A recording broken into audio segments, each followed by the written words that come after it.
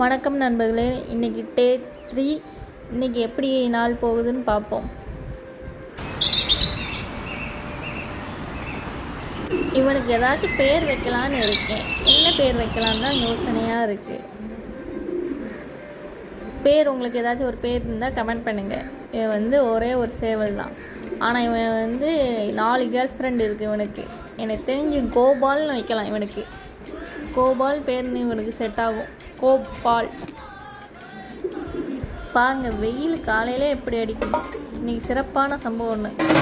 Night வச்ச சட்னியை ஃப்ரிட்ஜுக்குள்ளே வைக்க மறந்துட்டேன். சட்னி கெட்டு போச்சு. சார், காலையிலாச்சும் சாப்பிட்ருக்கலாம். ஃப்ரிட்ஜுக்குள்ளே வைக்க மறந்துட்டோம். இவ்வளோ பாத்திரம் கிடக்கு. இவ்வளோ பாத்திரத்தையே நம்ம தான் வளர்க்கணும். எவ்வளோ பாத்திரம் லீவ் விட்டாங்க இவ்வளோ பாத்திரத்தையும் வளர்க்கணும். தண்ணியை பிடிச்சிட்டு பாத்திரத்தெல்லாம் வளர்க்கணும்.